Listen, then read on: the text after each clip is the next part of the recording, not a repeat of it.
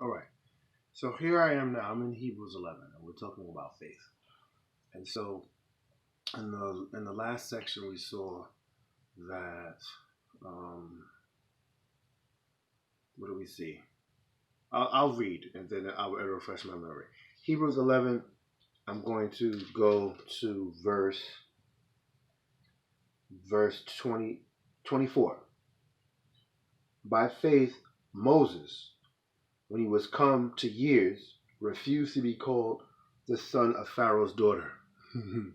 Right, so Moses did not want to associate himself with wealth and power and prestige.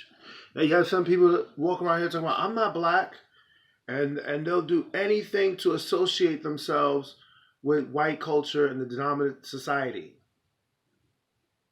But Moses, because he had faith, didn't take such a mindset, right? And think about it. What mindset do you have? Would you associate yourself with the poor?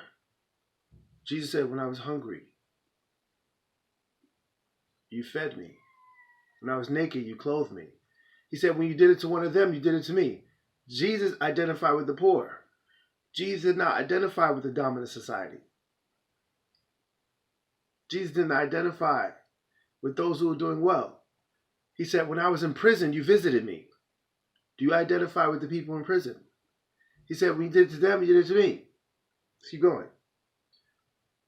Moses, by faith, when he was come to years, refused to be called the son of Pharaoh's daughter, choosing rather to suffer affliction with people of God than to enjoy the pleasures of sin for a season, esteeming the reproach of Christ greater riches than the treasures in Egypt, for he had respect unto the recompense of the reward. So would you rather suffer with God's people and identify with God's people, or would you rather be a part of the system, the pyramid? Y'all know. Would you rather be a part of the system?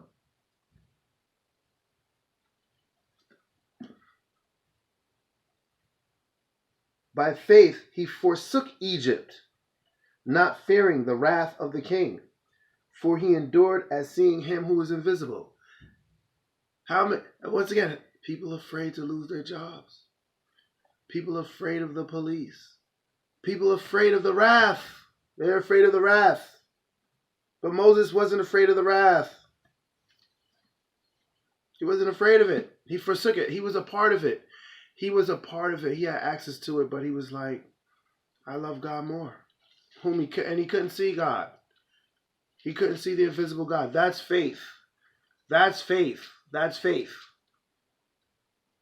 Through faith he kept the Passover and the sprinkling of blood, lest he that destroyed the firstborn should touch them. That's how he saved. That's how he saved lives, with his faith.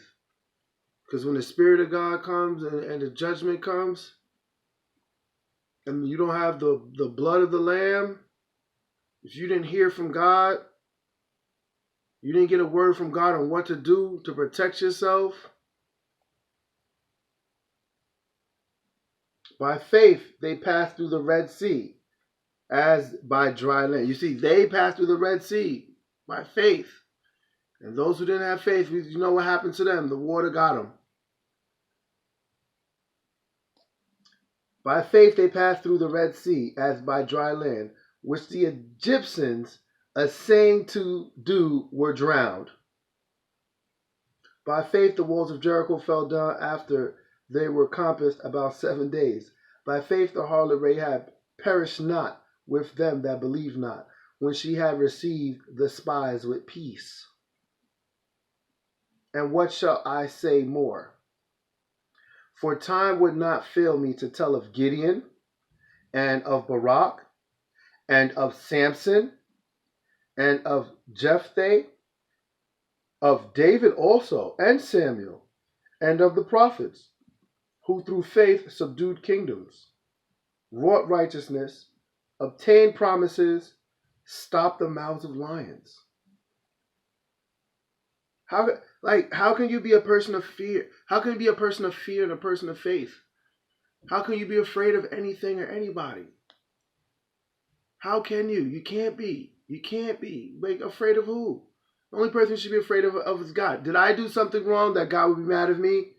And if not, then it doesn't matter what anybody says, what anybody does, how anybody feels. Is that I make God happy, and if I make God happy, I didn't please him, nothing else matters.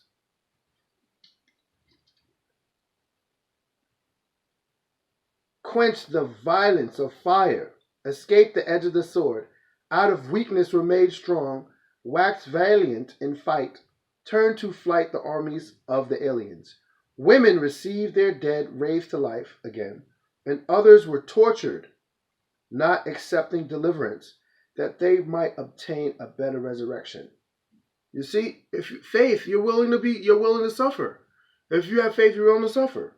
And others had trial of cruel mockings and scourgings, yea, moreover of bonds and imprisonment. They were stoned, they were sawn asunder, were tempted, were slain with the sword. They wandered about in sheepskins and goatskins, being destitute, afflicted, tormented, of whom the world was not worthy. They wandered in deserts and in mountains, and in dens and caves of the earth.